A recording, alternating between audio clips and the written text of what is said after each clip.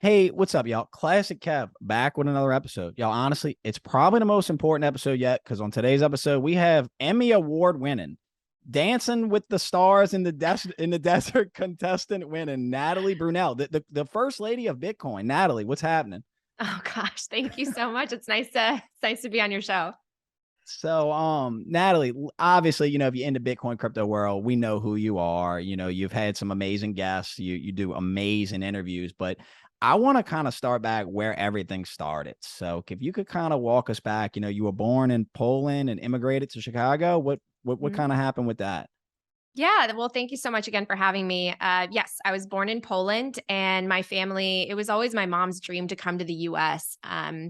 She grew up under communism, and there was just a lack of social mobility and economic opportunity. And so she, tried every single year for what's known as a visa lottery. And basically every country's allotted a certain amount. And it's not very easy, to be able to come. So it didn't happen for her until she was 38 years old and my dad was 41. And at the time I was told later in my life that, at that time my dad was kind of like, it's too late, we don't know the language. We should just kind of stay back here. We probably could have done it when we were in our 20s, but now we're too old to move. And my mom has always been just like this fierce warrior, and she's like, no, we're going to provide a better life for our children. If we move there, there's more opportunity. We can try to achieve, the American dream. So she led my family across the ocean, and they started over basically in their early 40s in Chicago. Had to learn a new language. They worked multiple jobs. So I was really instilled with the immigrant hard work ethic. And yeah, and so I pursued a career in journalism because I remember watching the news every single day with my family. We watched a lot of news and television and movies because it helped my parents learn English. And for me, I was very lucky. I was 5, so I kind of entered into, school and picked up the language very, very quickly. But for my parents, it was a lot harder. So we had media on a lot, and I aspired to be an interviewer and a journalist or an anchor. I thought, what a noble, amazing profession where you get to learn and talk to different people and cover important topics. So yeah, I set off for college to study journalism, and my family lost everything in the financial crisis, which for me was, I think, kind of a seed planted in my head of there's something wrong with the system. I don't know what it is, because our schools don't do a great job with financial literacy, of course. But I just kind of entered into my career a little bit jaded and skeptical and wanting to hold powerful people accountable. I ended up on the path of becoming an investigative journalist, really, because I was like, man, this system is rigged and I want to hold the people at the top who are corrupt accountable. And I didn't discover Bitcoin until 2017, and then didn't appreciate it until about 2019 after I read the Bitcoin Standard. And then I decided to really focus in on this movement and this potential solution to so many of our economic problems. And I started my podcast, and the rest is history. So when you read the Bitcoin Standard, and correct me if I'm wrong, so your mother also read the Bitcoin Standard, right? So did you orange pill your mother? I did. I wish I had orange pilled her at a lower price. But yes, I sent her a copy of the book in Polish. They released it Mhm. in Polish. My parents are still very much, I mean, they're American, they're Polish American, but like they still speak Polish to each other. They read Polish newspapers and all of that. So I sent her the book in Polish, and she read it, and she finally kind of got it because Mhm. coming from a communism background, she did understand what hard money was, and she was a gold bug.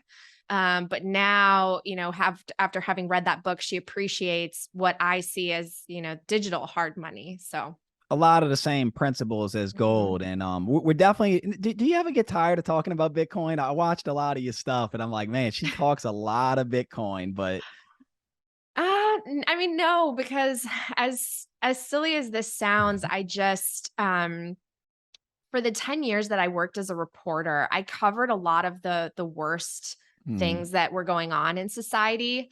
I would cover the increasing violence, the increasing poverty and homelessness. And I just feel like you're constantly bombarded in the news with just negative hmm. headlines, right? And so it's hard not to, especially when you work in it, to internalize some of that and think, wow, like things are just going to keep getting harder and harder and more expensive, and we're growing more and more polarized. And like I kind of looked into the future when I was a reporter, and I thought, wow, like I can kind of understand why people don't know if they want to have kids, and how are we going to fix some of these problems, because it seems like every person we elect, no matter what the party is, they promise to make a difference, and they promise to spend all this money, and they're going to be the guy that fixes it, and the problem's the other person.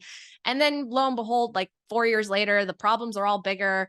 That guy does, there's no accountability. That guy gets a promotion and he'll have a lifelong pension. And it's like, I don't know. It's just, I felt like when I looked into the future, I didn't see a lot of hope necessarily on a grander scale. Mhm. And when I discovered Bitcoin, it gave me hope. It made me feel like actually there is a potential solution, and we still have a long way to go. And Bitcoin's it's very early, and there's probably going to be so many roadblocks and challenges ahead. But it's also the one thing that I think could help bridge this growing divide that we have Mhm. among us. So I tend to be hopeful and try to look for the positive, and that's why I still enjoy talking about Bitcoin every day, even though I sometimes repeat my talking points. So you transitioned from CNN, from traditional journalism, and you transitioned into Bitcoin. You went all in. So you are a Bitcoin maxi. Yeah, yeah. So basically, my career spanned a ton of different places, because in journalism, you tend to move around trying to jump up, going from local to national, which is essentially what I did. So I worked in all different kinds of news markets and cities, and then I ended my career here in Los Angeles. I went from being an ABC News national correspondent to an investigative reporter here locally in Los Angeles, covering a lot of public corruption and crime. And then I started the podcast while I had that job, and I was able to basically shift and focus full time on the podcast and educating people on Bitcoin, and kind of channeling my media skills to specifically helping people understand the technology and what it represents in the current financial system. So it's been an interesting transition. I definitely never planned for it. I didn't even think it would be possible. So on your podcast, so you've had the Career Stories podcast, you have the Coin Stories podcast Mhm. now, and you've had some amazing guests, amazing guests. But of all the, I mean, I've seen pieces with you with Tucker Carlson, I've seen pieces with Michael Saylor, Awaken with JP, just Dave Portnoy, some amazing people. But who would you say was the best person you interviewed, like your favorite interview? Ugh, that's really, really hard, because I have to say I've learned so much from all of these people. That's really why I Mhm. wanted to talk to them, because they helped me on this journey to understand Bitcoin and the greater financial system and fiat. So I am honored that I had the chance to even talk to any of them. Mhm. I would say that for me, I can't pick just one person. I would say it's a couple. I would say Preston Pish and Jeff Booth. They're Mhm. both just so thoughtful and intelligent, and I've loved to hear their perspective and where they come from and why they have conviction for Bitcoin. Lynn Alden was fascinating. Lynn is, I just feel like she's one of the smartest people on this whole planet. Her mind is just a total sponge, and she's able to talk on so many different subjects. And I think that all of her analysis is compelling and thought provoking. And I love listening to her. And she has such an interesting background. She used to be homeless. And so she really kind of overcame a lot of obstacles, and she's self kind of taught and self motivated. And I really admire her. And then Michael Saylor, of course, just the way that he can describe things and draw these really visual, illustrative metaphors to help us understand things like inflation and the Bitcoin network. So yeah, I would say that those are kind of the standouts for me. And for those who don't know, Natalie did face the Bitcoin maxi final boss, Peter Schiff. You Oh did go yeah. head to head, which was an amazing interview. And I love Peter Schiff, but I do share memes about him, making fun of him. But that was phenomenal, phenomenal. So Thanks. let's get into Bitcoin. So I want to start with a question. I've watched a lot of interviews, and I don't think anyone specifically asked you this. Who is Satoshi Nakamoto?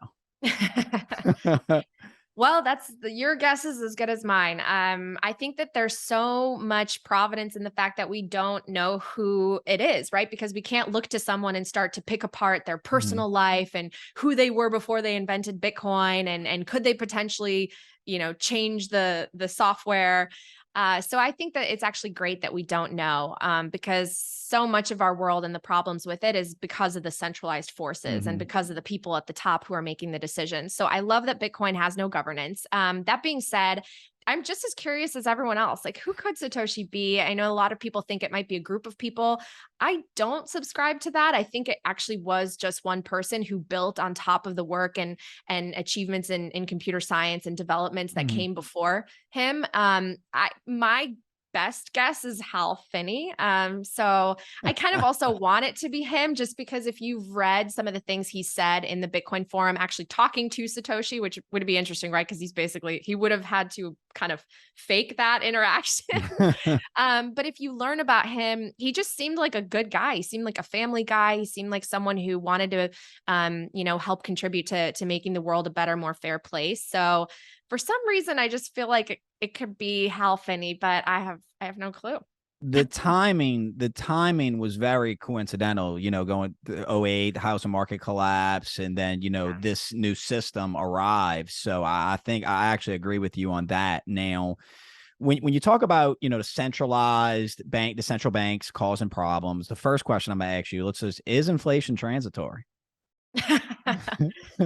No, I do not believe that it's transitory, and I Hmm. believe that it's increasingly a problem for the average working person that's destroying the middle class and destroying the ability for people to save. So I think that it's really sad, and I think that we have this perspective that's sort of just accepted because we don't know anything other than inflationary economic policy, that that's somehow okay, and there is no alternative. I think that not enough economists out there and media folks question the current system and Hmm. how we could potentially improve upon it, and whether it's making life better for the majority of people. Because Jeff Booth talks about this in his book really, really well, and he lays out this premise that we have technology which is deflationary, but then it butts up against the central banking system and inflationary monetary policy, where basically our purchasing power is collapsing as they expand the supply and debase the currency, and that the money that they print essentially pools in bubbles of assets and equities and in real estate. And so it makes it harder and harder for people to afford the things that the average working family should be able to afford, hopefully. And so I think that it would be great to see something different, something that would provide more economic opportunity and hope for more people. And I think that we've kind of led away from capitalism, where risk is rewarded and punished and things are allowed to fail instead of just being propped up and bailed out by the federal government. And I think that we need to remove some of the concentration of power. And I think that 2020 and the pandemic really put a huge spotlight on some of these issues and accelerated so many of the issues. So it was a really good time for a lot of people to enter into the Bitcoin space, at least to start to educate themselves on it. Yeah, and I agree. And I think what's fascinating is that the inflation that we're seeing inflation, hyperinflation in other countries. And I guess what I'm noticing is, and I want you to kind of tell us about your time going to El Salvador, because they're one of the first nation states, Bukele, to completely embrace this technology. So I guess they're kind of like the poster child on what the future could be. What do you think about what they're doing? Yeah, it was really fascinating visiting El Salvador, because there's a bit of a juxtaposition between El Zonte and Bitcoin Beach and the capital San Salvador in terms of adoption and awareness. So in El Zonte, where Bitcoin Beach is, Bitcoin is like immersed in the economy. People understand it a little bit better. There were so many grassroots efforts to educate people and help onboard them onto things like the Lightning Network and different wallets. And so you could go to a merchant and they'll accept Moon Wallet and this wallet and that wallet and Bitcoin Beach Wallet, and they kind of understand it. Then you go to San Salvador and you go to, like, let's say a merchant's market, and people are a lot more skeptical. They don't understand it. And when Bitcoin was legalized and everyone received that Chivo wallet with $30 of Bitcoin, pretty much everyone, especially in the capital city, transitioned right back to fiat and and they didn't save the Bitcoin. They transferred it right to fiat. And so there needs to be more education in general, and those efforts are there. There are places like Cafe Bitcoin, and there are companies that are trying to do outreach, but unfortunately it's so early. And I think that Bukele made the decision without a lot of education behind it. There Hmm. wasn't like a great amount of, hey, we're doing this because of this, and here's like information in general about Bitcoin. It was more so, here's a Chivo wallet, here's Bitcoin, and a lot of people just don't get it yet. So it will be interesting to see how it develops. I mean, I certainly believe that if Bitcoin does what we hope it will do, the earliest adopters and the first countries that legalize it will benefit from it greatly. I'm encouraged by the fact that there's a lot more tourism now as the result of this decision. So I think it is bringing more economic opportunity. And the last thing I'll say is El Salvador was a country where a lot of people that I spoke with there, they always dreamt of coming to the United States, and they lacked economic opportunity in the country. And so same with my family. It was like they felt like they needed to leave, especially young people, in order to go to university and all of that. And then they would send money back to the country. And now the people that I met who were learning about Bitcoin and starting to transact in it and build businesses, they felt like they don't need to do that. And their hope for the country is that people can stay, people can invest in El Salvador, people can dream the El Salvador dream, and there could be real change for the first time. And many of them were very, even if they didn't understand Bitcoin, they were actually very positive in terms of how they spoke about Bukele. And they said that it's been a long time since there was someone who was really trying to make the country a better place and a more safe place. And so that's not to say there aren't a lot of issues and there's a lot of criticism, but it was inspiring to see. It really was. So I encourage everyone to try to get down there, especially if they're Bitcoiners. Yeah, of course. And, like you were saying, I've seen reports that the crime is pretty much eradicated, and, it's become this tourism hub of the world that I think will be emulated. So, getting back to that, so I guess with El Salvador is, the price was so volatile. Is that why the citizens were dumping it? They were dumping because of the volatility, or they were dumping because they didn't have a use case for it? I personally think most people were just exchanging it to fiat because they don't understand it. Hmm. And also, one thing I didn't note is in El Salvador, some of the merchants would tell me that they actually have to take out loans in order to purchase the things that they sell. And so they live kind of hand to mouth. There isn't a sense of saving the way that I think we're kind of used to in the West.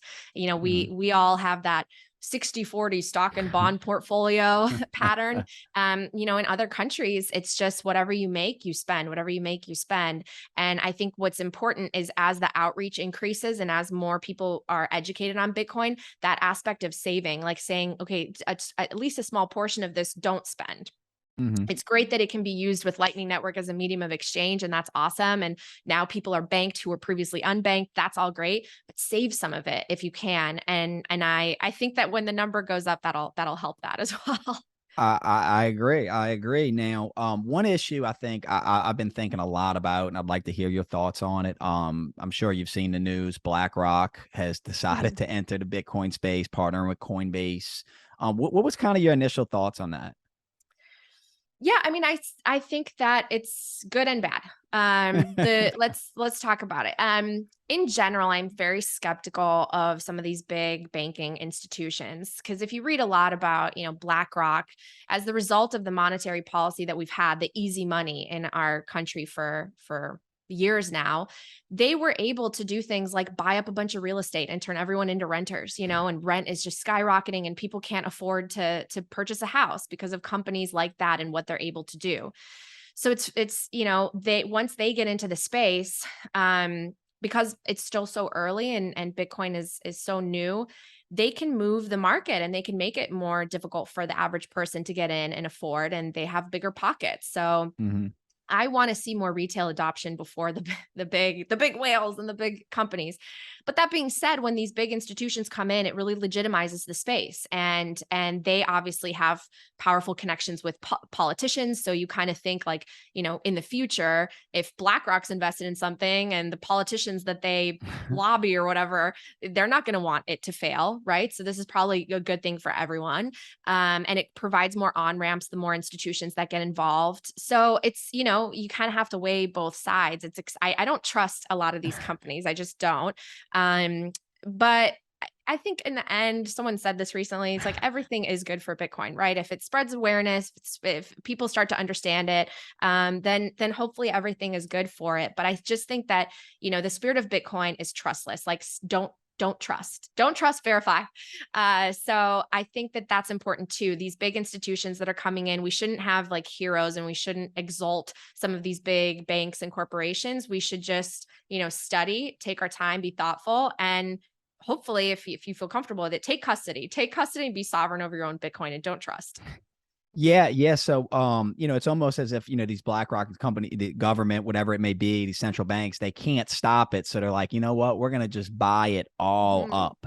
That's what it really seems like. And I guess where I get confused, because I agree with a lot of what you said, I guess where I get confused is, we've heard Jerome Powell talk about the advent of these central bank digital currencies. And, I'd like for you to elaborate on your concerns with the central bank digital currencies and how does all that play in with Bitcoin? Like, is this something that they both exist in the same world? Yes, I definitely am someone who is so wary of central bank digital currencies. And I think we're going to see a very fast rise of them around the world in the next decade. We're already seeing it in China, a Hmm. scary, I think, sampling of what's possible with central bank digital currencies. And I really ultimately think that this could lead us to a more dystopian society, and again, too much concentration of power when it comes to economics. Central bank digital currencies are, they pave the way for programmable money. And that means that the government has ever more power to essentially pick winners and losers and punish people based on the way that they spend money. And I think that that should be really scary to everyone, because the core principle of Bitcoin ultimately is freedom. It really Hmm. is freedom. And with central bank digital currencies, you are taking away as much freedom as possible. So let's say we had central bank digital currencies when the pandemic hit, right? They would helicopter money directly into an account that you have with the Federal Reserve. They wouldn't go through the banking system or set. It would just plop into your account that you have, and it would likely have an expiration date. Or maybe they would say you can only spend it at certain places. They would say, oh, you can only spend it at grocery stores or companies that we deem ESG or whatever. They're taking away your freedom. And what if, that extended to the money that you make, that, you would make an income, but you could only spend it in a certain way. And if you didn't, they could like literally press a button and it could disappear out of your account. Or say you were accused of something, say that you were involved in something and they didn't like it, like people donating to the Canadian truckers protest. All of a sudden, what if they can literally just zap the money that's in your account? I think that's really scary. That's the kind of stuff that novels were written about in the past, about where technology is going to take the future. And I think that central bank digital currencies will, in a way, kind of put a spotlight on the importance of something like Bitcoin and the need for censorship resistant freedom technology in monetary form. And so I know we're going to see it soon, and we don't want to have a system like China where it's like social credit scores basically, and they can change the amount of money in your account based on what a few people who may or may not have been elected decide to do. It's a scary future with CBDCs. Yeah, this kind of Orwellian kind of future Mhm. we're kind of at the door at, and I'm glad you brought up the Canadian truckers because was it interesting to you seeing that community get orange pilled? Like, it's you never want to learn about something when you need it.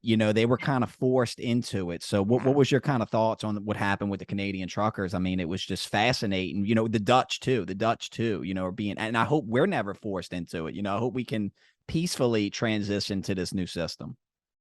Yeah, I mean, just in the last 2 years, again, the value propositions for something like Bitcoin are just, I mean, it's like one after the next with all the crises that are playing out on a global level. And so, yeah, including that protest, I was shocked to see that the government would actually extend their reach that far to say that you donated on a crowdfunding platform to a cause that we don't agree with, and so we're going to freeze the money that you made, the money that you worked really hard for in whatever industry you work in. You no longer have access to it. Basically, we own it, and we own the banks. That's so crazy. I never thought I would see that in my adult life. And I think, again, it just puts a spotlight on the fact that now there is a form of technology that you can be completely sovereign over, Mhm. that no one can take from you, no one can confiscate, and is outside of the control of the government. So, and I get that. Well, I get why they would, not like that.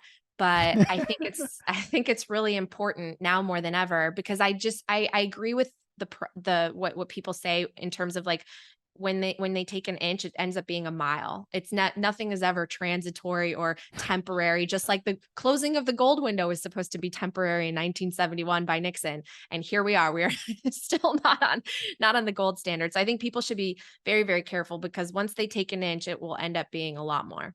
Yeah, great answer, great answer. And I think we're in a situation where, we've never seen an asset like this. We've never seen an asset, that gives you this pure freedom, this pure sovereign ownership. We've never seen an asset, like, could you kind of describe the ability to transition your Bitcoin onto a ledger type device?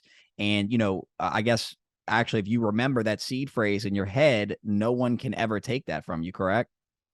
Yeah, that's absolutely correct. So we advocate for self custody and becoming your own bank, because basically then you don't need to trust anybody else. You just remove your Bitcoin onto a cold storage wallet, which is essentially very similar to a hard drive.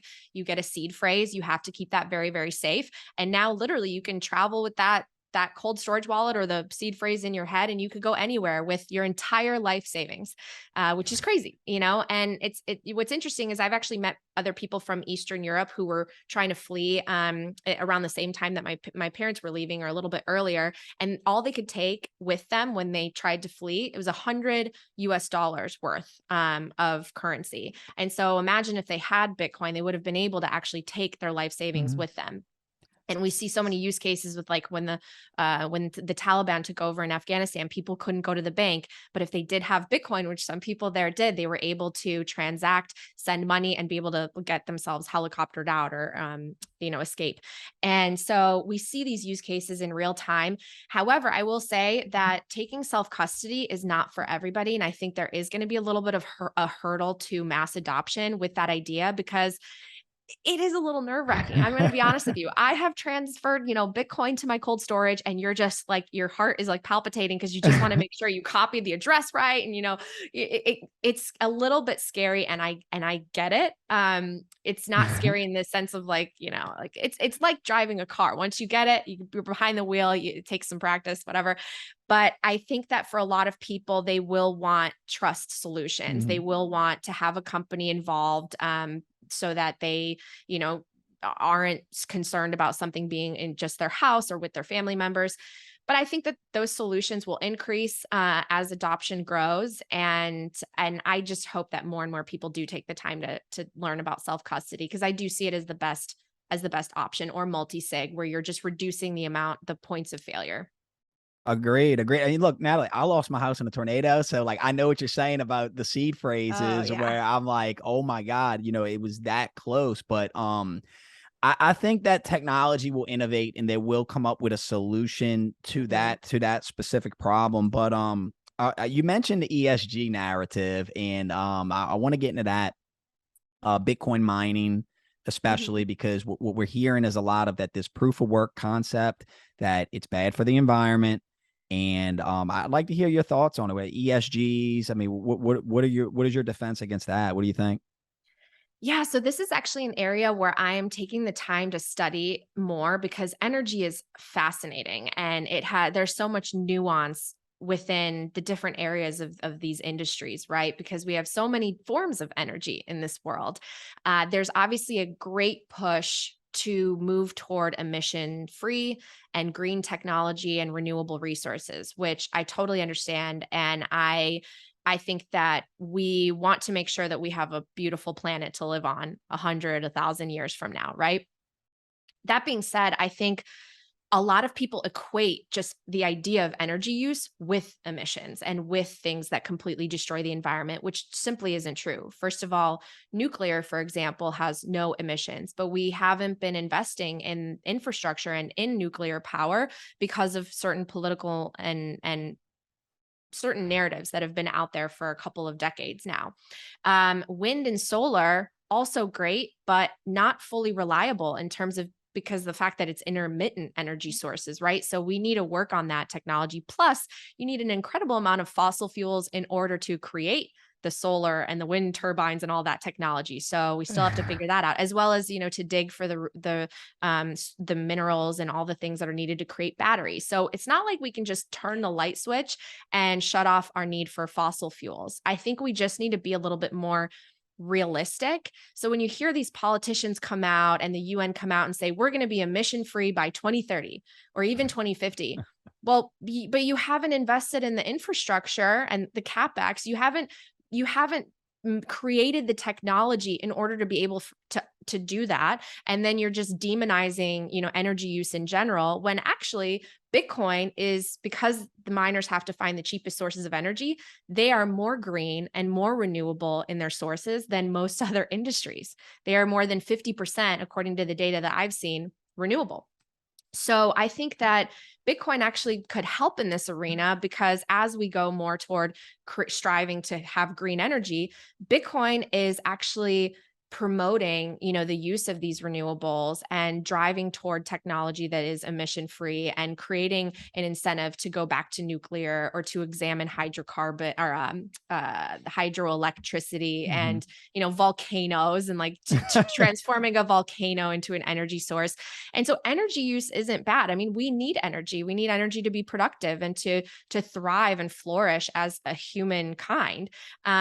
We want to reduce emissions, but so we should invest in technologies that do that and be realistic about it. So for me, it's just more so, I just wish that the media was more thoughtful. I feel like they catastrophize a lot and they don't study Bitcoin and they just make it out to be like an ocean boiler when that's clearly not the case. It's not true. Mhm. And I don't think that we should, put these climate, like, catastrophizers on a pedestal and all of a sudden say that we have to shut off power for everyone. I mean, look at the energy crises playing out because of the decisions made. Right now in Germany, natural gas spiked. It's like hyperbolic hyperinflation of energy prices because, again, they don't have the infrastructure in place, and they were so dependent on Russia.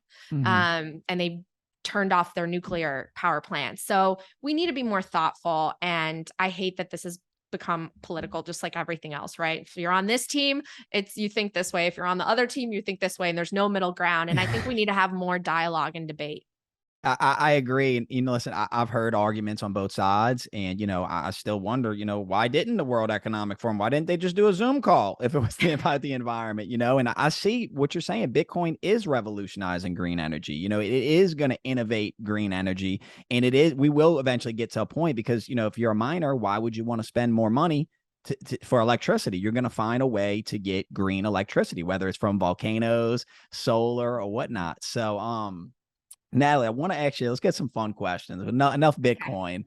What, obviously you got the Emmy. What is that your greatest accomplishment, you think? I don't know.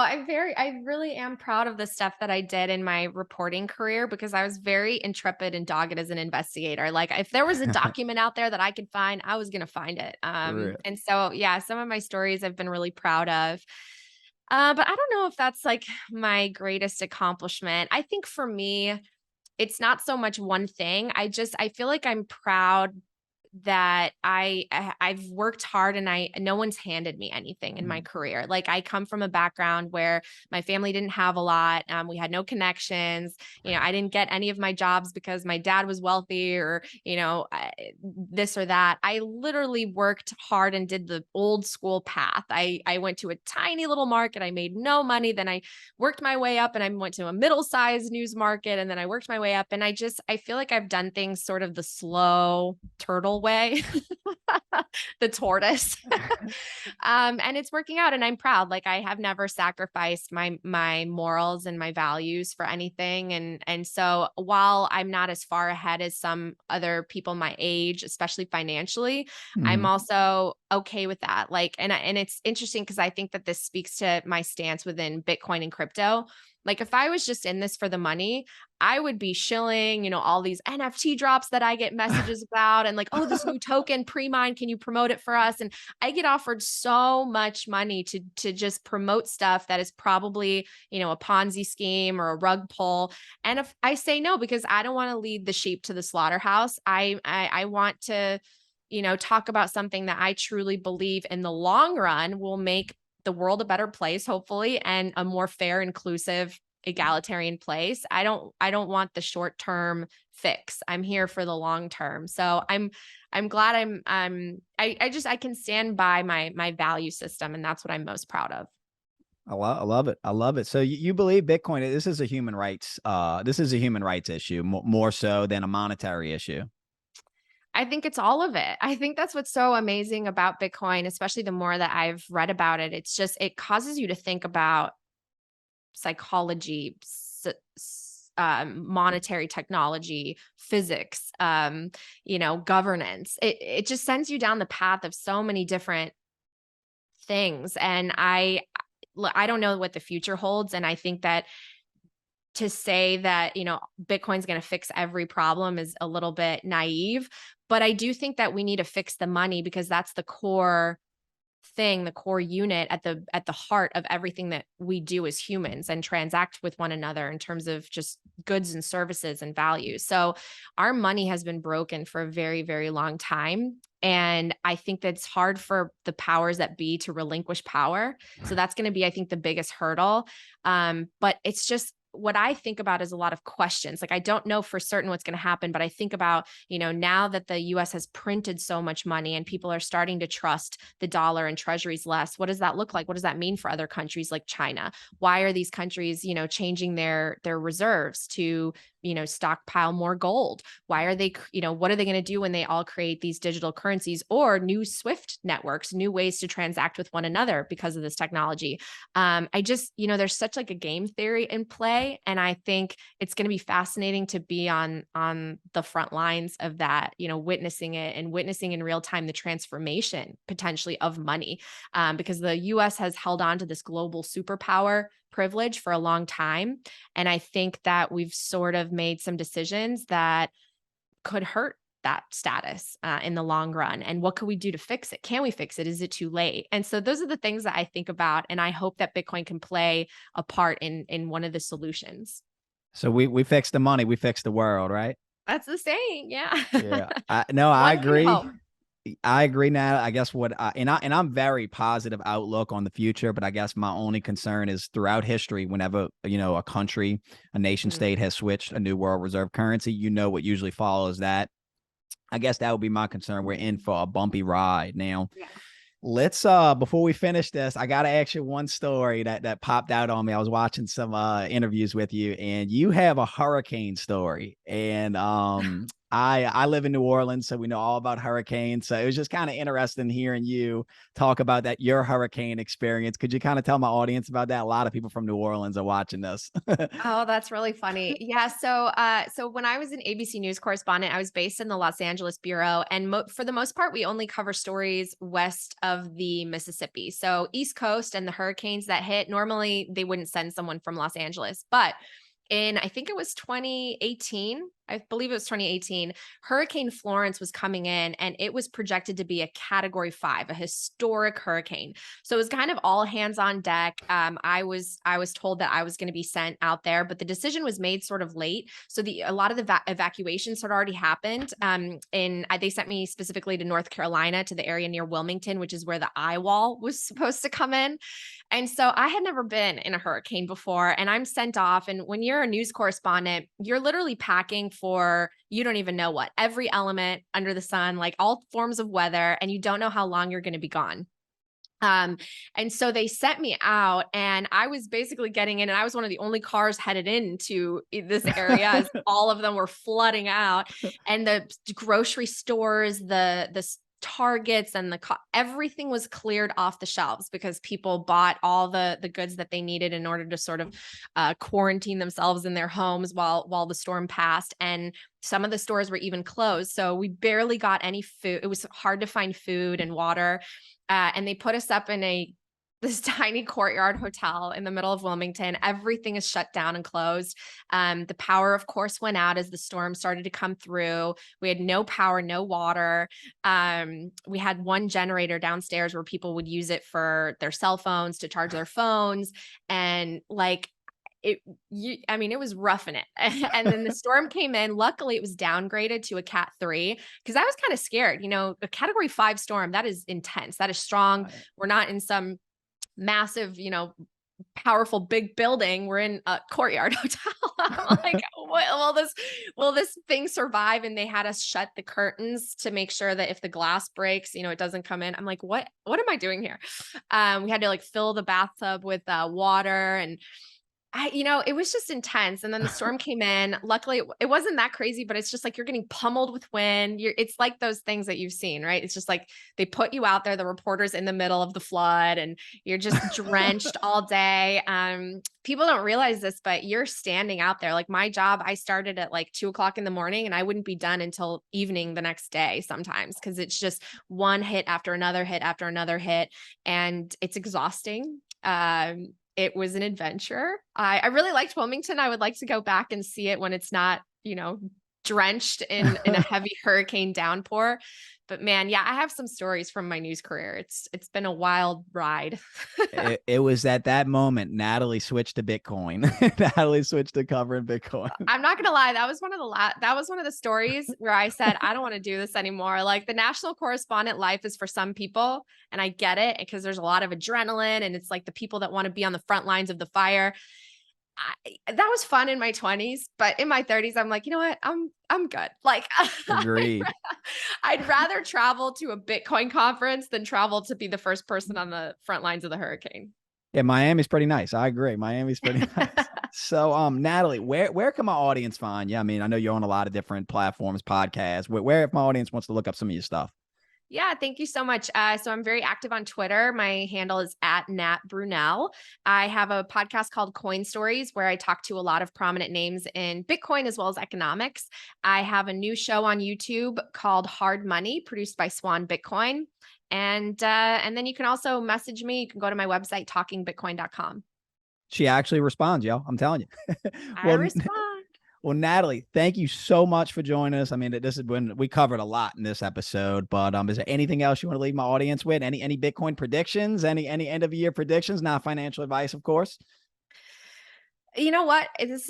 These prices are what we wished for when it was up at 69K, right? We were like, Good oh, point. I wish it was cheaper. I wish I Good bought more. point. So this is your chance if you're stacking. For every bull market, there's a bear market. For every bear market, there's a bull market. Like this too shall pass. I'm very bullish on it, obviously. And I just hope that, everyone takes the time to at least learn. Don't come to conclusions and make judgments before you actually study it.